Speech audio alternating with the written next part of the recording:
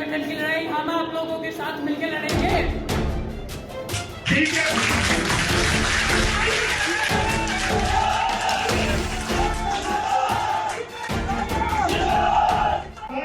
नमस्कार, नवभारत टाइम्स में आपका स्वागत है। आपके साथ मैं हूं विनीत त्रिपाठी।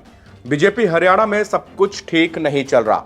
पार्टी ने 67 नेताओं की पहली लिस्ट जारी कर दी है। इसके बाद ही पार्टी में बगावती नेताओं की ऐसा लग रहा है जैसे बाढ़ आ गई हो। बीजेपी के लिए हरियाणा की राह इस बार वैसी नहीं है जैसे पहले रहा करती थी या पहले 2 चुनावों में रही है।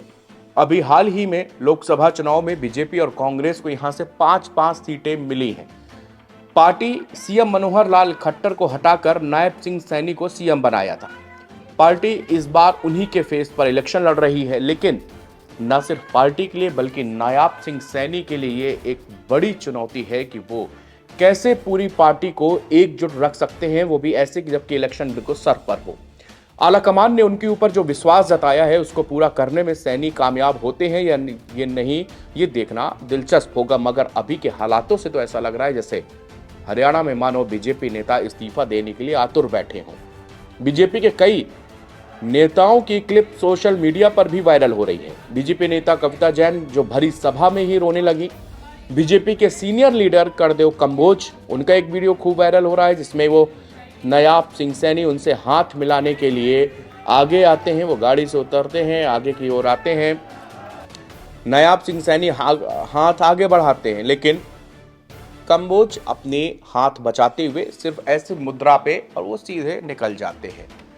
बीजेपी के मौजूदा विधायक और पूर्व मंत्री समेत प्रदेश भर से 250 से अधिक नेताओं और कार्यकर्ताओं ने बीजेपी से इस्तीफा दे दिया है।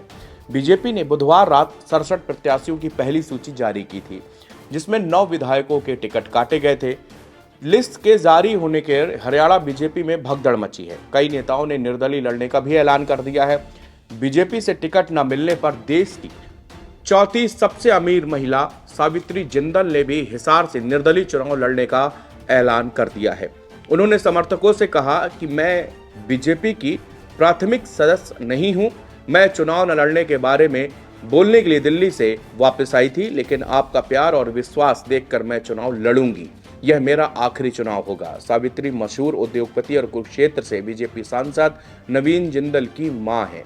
अगर वो हिसार सीट से चुनाव मैदान में उतरती हैं तो उनका मुकाबला बीजेपी के मंत्री डॉक्टर कमल गुप्ता से होगा। वहीं हिसार में स्वास्थ्य मंत्री डॉक्टर कमल गुप्ता को टिकट दिए जाने का हिसार नगर निगम के पूर्व मेयर गौतम सरदाना ने भी विरोध किया है। गौतम सरदाना ने कहा कि बीजेपी ने जन भावनाओं के अनुरूप टिकट दी है। ऐसे व्यक्ति को हिसार से टिकट दिया गया है जिनसे जनता का कोई काम नहीं है। यह पार्टी का बहुत ही गलत फैसला है। मैं इसका विरोध करता हूं। गौतम ने कहा कि मैंने समर्थकों की बैठक बुला ली है। समर्थकों से राय लेने के बाद किसी फैसले पर आएंगे, मगर डॉक्टर कमल गुप्ता का साथ हम नहीं देंगे। मंत्री रणजीत सिंह चौटाला और विधायक लक्ष्मण दास नापा ने भी पार्टी छोड़ दी है। पूर्व उप प्रधानमंत्री देवीलाल के पुत्र और ऊर्जा एवं जेल मंत्री रणजीत चौटाला, जिनकी उम्र 79 ईयर्स ओल्ड, उन्होंने कहा है कि यह निर्णय अपने समर्थकों के साथ बैठक के बाद लिया गया है। अब वो निर्दलीय उम्मीदवार के तौर पर चुनाव लड़ेंगे। नापा ने टिकट न मिलने पर पार्टी छोड़ दी। वहीं पूर्व मंत्री कर्णदेव कंबोज ने भी पार्टी द्वारा उनकी उम्मीदवारी को नजरअंदाज किए जाने के बाद प्रदेश भाजपा के ओबीसी मोर्चा के पद से इस्तीफा दे दिया। भाजपा के लिए बगावत का संकट उम्मीदवारों की पहली सूची जारी होने के कुछ समय बाद ही शुरू हो गया था, क्योंकि इससे कई लोग नाराज हो गए थे। किसी को टिकट नहीं मिला था, किसी को वरीयता नहीं मिलेगी। नापा ने पार्टी छोड़ने के बाद हरियाणा के पूर्व मुख्यमंत्री भूपेंद्र सिंह हुड्डा सुबह राष्ट्रीय राजधानी स्थित उनके आवास पर मुलाकात की और बाद में शाम तक अपने समर्थकों के साथ में कांग्रेस में शामिल हो गए।